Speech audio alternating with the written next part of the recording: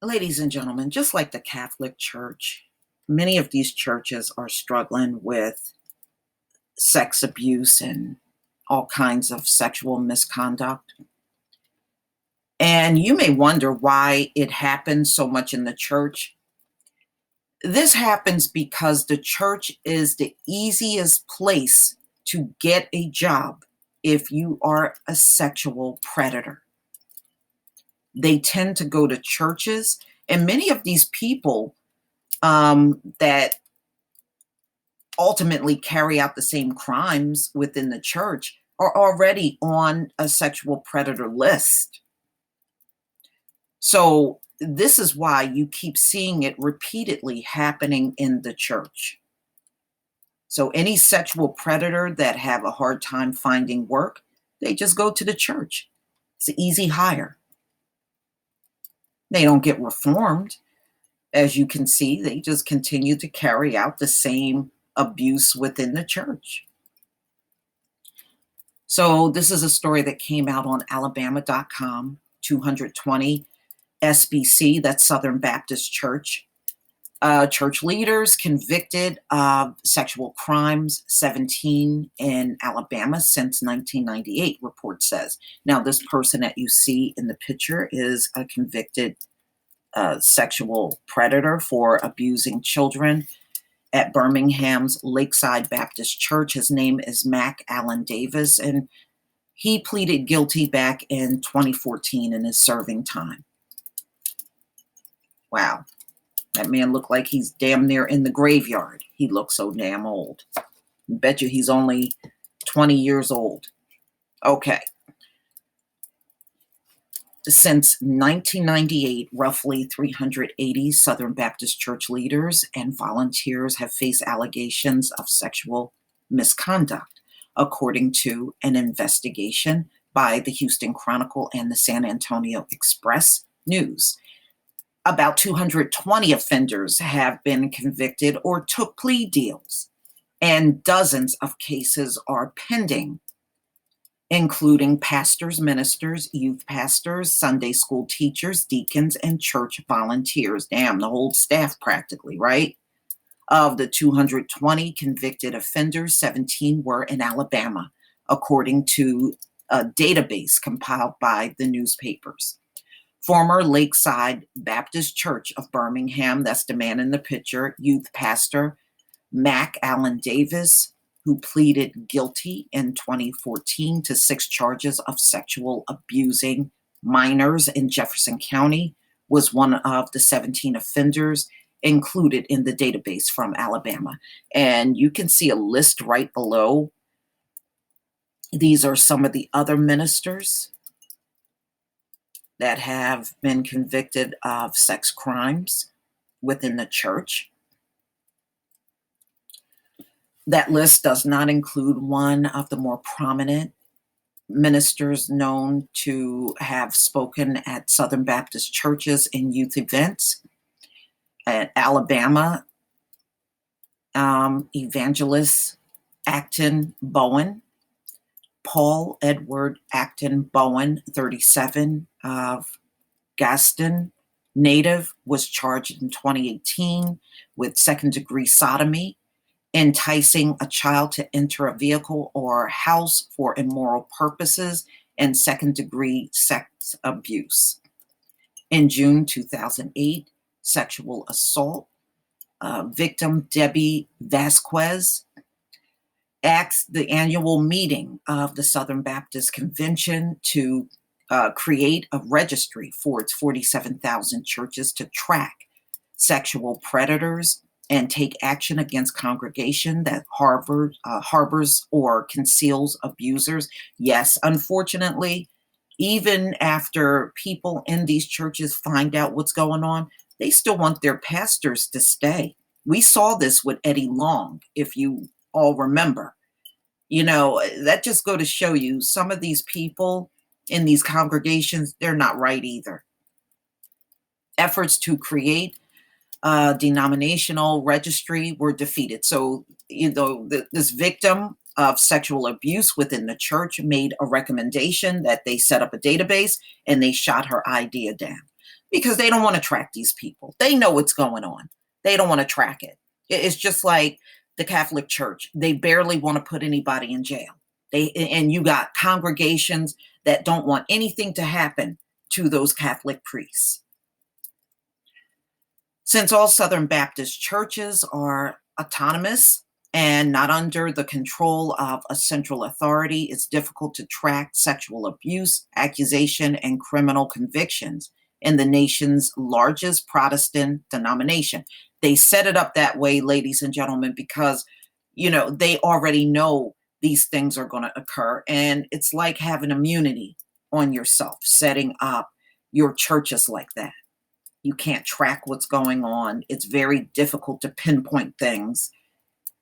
And, it's you got to understand, it's people with criminal minds that set things up like this in the first place. That has led to many churches hiring sexual predators. At least 35 church pastors, employees, and volunteers who exhibited predatory behavior were still able to find jobs at churches during the past 2 decades. Some registered sex offenders returned to the pulpit, the newspaper found in their report called Abuse of Faith, which documented 700 victims of sexual abuse. One part of the 3-part series was published on February 10th. And this just go to show you, ladies and gentlemen, these people can't be reformed. They cannot be reformed. Once they show that they are sexually molesting children, you cannot reform these people. I don't care what church you got them in, what priesthood they're in. You cannot reform these people, period. They cannot be reformed. That's why when I hear people say these things, or I see stories where they're talking about reform for these sexual predators cannot ever be reformed, ever. Just understand that they always got that sexual predator nature in them that they can't get rid of. It doesn't matter what therapy you give these people. But the church, as you can see, gladly take these people in and will hire them. And you see the outcome of it. The abuse just continues. Okay, get back to the story. All right. Which documented 700 victims of sexual abuse. All right, so let me just go down a little. The Reverend Chris Crane, executive director of the Birmingham Baptist Association, said he saw the report. I am grieved to the core of my soul, he said. When I served as pastor, we placed cameras in classrooms, had strict policies about off-campus events, and conducted background checks for all staff and volunteers. The prevention and reporting of sexual abuse is a non-negotiable for those caring for a flock of people, especially the vulnerable. I advise extreme diligence to the 126 churches of the Birmingham Metro Baptist Association. We must minister to people in our fallen, broken world by making the local church a safe, compassionate environment. To do this, a church must never cover up abuse, but many of them do, ladies and gentlemen. And across many different faiths, they do this. Church leaders must cooperate with the authorities in making sure abusers, clergy, and laity are dealt with according to the law. Last year, an investigation by the Fort Worth Star-Telegram focused on independent Baptist churches and found 400 allegations against 168 leaders, including prominent pastors, spanning almost 200 churches and institutions. That's really sad. You would think the church would be the one safe place for people, And it is just as dangerous as the sexual predators out on the streets, ladies and gentlemen. And it just go to show you that being in these churches don't improve your life at all. In fact, they make it worse. They have all kinds of criminals in there, and the church just gladly invite them in, and these people just continue all of their destruction on the congregations.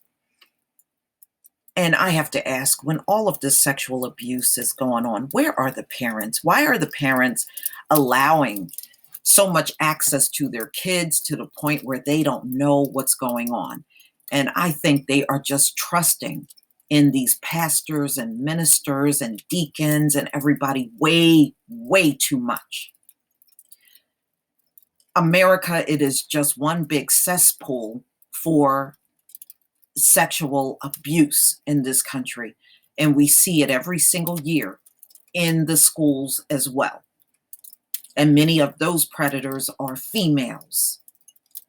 So you have to seriously, you have to literally watch every place you send your kid and know exactly what's going on, ladies and gentlemen. That's all these stories tell us. But these days, you should not be that trusting of anybody. Now, if the newspaper could find out many of these pastors had sexual misconduct and they were on predatory list and everything, why can't the people in the congregation do the same type of investigation? Even in Catholic churches, you can go out and Google many of these priests, and the stories are out there. If there's any sexual misconduct in their background, there is no real legitimate reason why anybody should be sitting up completely naive to this stuff these days. But they still are, ladies and gentlemen. Please leave your comment and subscribe. Don't forget to hit on the notification bell, and I'll see you on the next video. Peace, family.